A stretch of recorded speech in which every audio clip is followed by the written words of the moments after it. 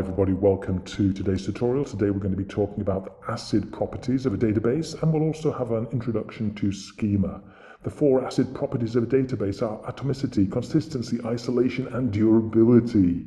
And these are the four properties that a well-designed and trustworthy database should follow. And these are the properties that we'll be looking at in today's tutorial. We'll also take a quick look at schema, conceptual schema, logical schema, and physical schema. Conceptual schema show us the lowest level of detail. They tell us the names of each entity in our database and the relationships between those entities. Once we've determined the conceptual schema, we can add another layer of detail to create the logical schema. That layer of detail will be the names of the fields or properties within each entity, and we will identify the primary key field and any foreign key fields in each entity.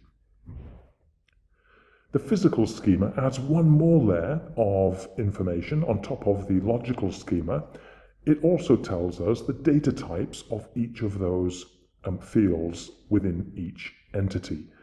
We now have enough information to open up our database development software and start actually designing and developing the physical database, which is why this is called the physical schema. In fact, I used this schema to help with the database setup for today's activity. Your challenge was to create a new database and paste this SQL into your new database's SQL field in order to create these three tables. Now, these three tables match the physical schema that we had discussed earlier. Okay. Now, also today, we're going to be messing around with an app, and you need to do a little bit of setup to get ready for that. You need to create, let me just go up one level here. You need to find your htdocs folder and create a subfolder called Bank App and set up these three files. To help me set up these three files, I used Sublime Text, but you can use whatever text editor you prefer. Okay, so let's get started. I've already got 3 customers in my customers table, and at the bank, if you want to have an account with the bank, you need to be a customer. Okay, so you need to have a customer ID. If you don't have a customer ID, you cannot have an account. Okay, that would create an invalid database.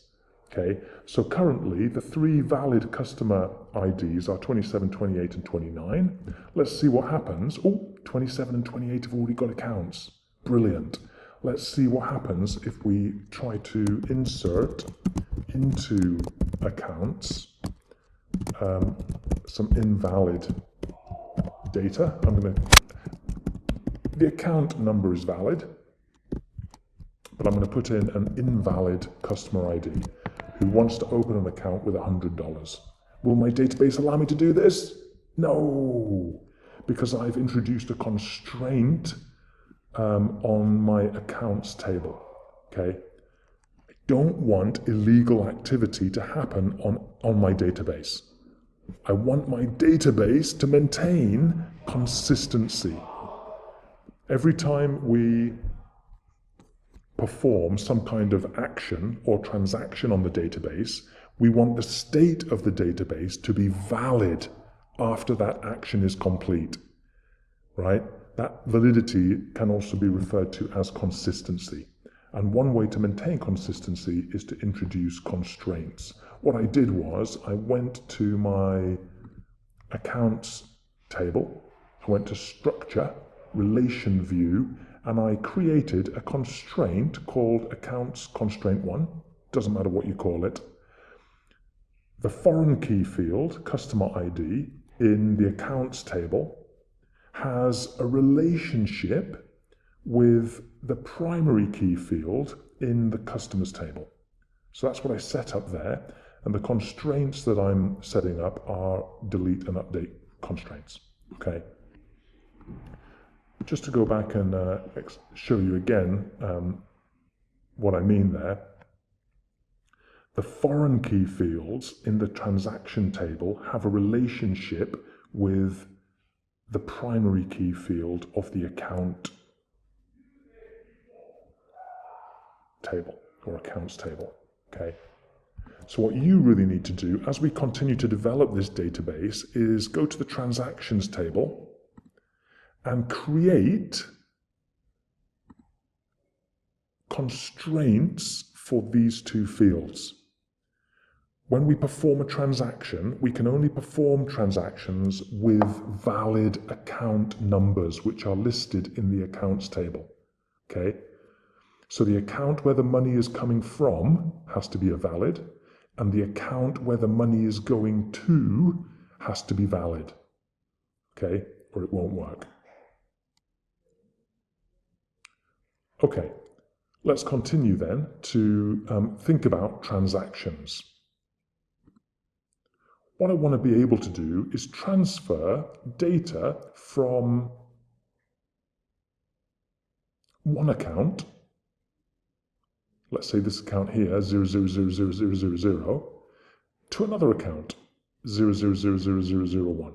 Okay, I want to transfer $100 from this account and transfer it to this account. Okay, so after the transaction, the balance here will be 200 and the balance here will be 200. Okay.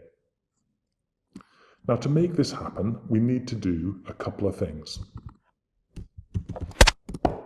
First of all, we need to deduct $100 from the balance of the from account, right? The account where the money is coming from. And number two, we need to add $100 to the account, to the balance of the to account.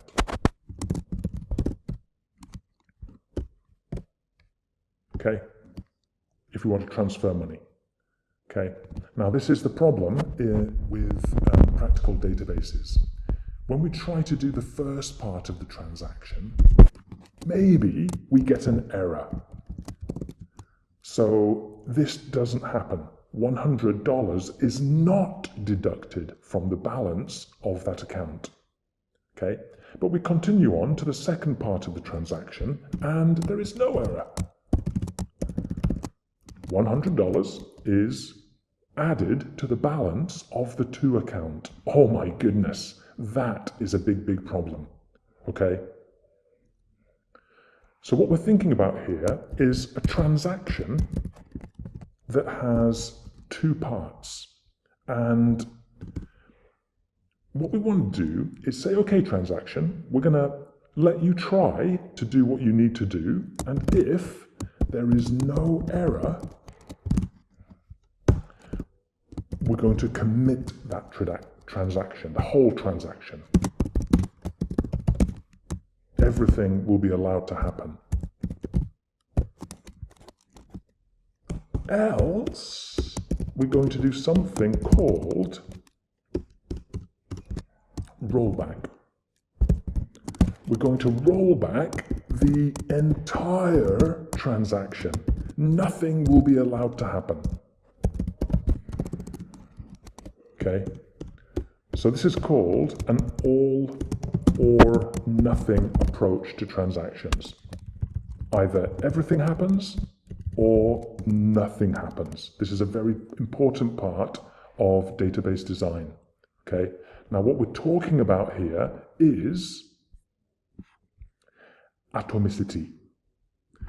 Atomicity in ACID means that when a transaction is attempted, all of the transaction will be executed or none of it will. For example, if there's an error.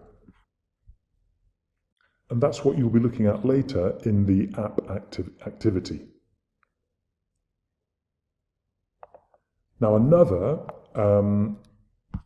situation that we need to consider is This bank app is available to many customers on the internet.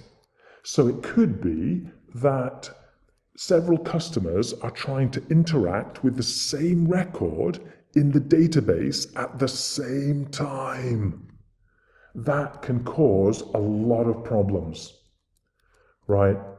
One customer might be trying to take money from an account because that money is available to transfer it to another account, but at the same time, another customer is also trying to transfer money from that account, believing that the money is available. But actually, the money is no longer available because a previous customer already deducted the money. Okay? So what we also have to do when we are performing transactions on a database is maintain isolation. Okay? We can't allow multiple transactions to happen at the same time on the same record. The transactions have to happen in isolation. And one trick to guarantee isolation is to do what's known as pessimistic locking. So let's take a quick look at pessimistic locking to guarantee isolation when performing transactions on a database. User A begins his transaction, and at that moment, the record that he is dealing with is locked. Just at that time, user B begins his transaction. He wants to interact with the same record or row in the database. But it's locked, so user B has to wait. User A, of course, has locked the row, so that user is able to continue the transaction and commit it, right? There's no rollback here. Maybe there's no errors. The transaction is committed, everything's fine, and then it's going to unlock the row. User B, who was waiting, can now lock the row for himself and do his own transaction. So this concept of pessimistic locking is one way to guarantee that transactions are committed in isolation. So there's no confusion in the processing of a database. Now the final ACID topic that we want to mention is, ACID property that we want to mention is durability. And a great way just to explain that very clearly is when we close our database, let me just copy that.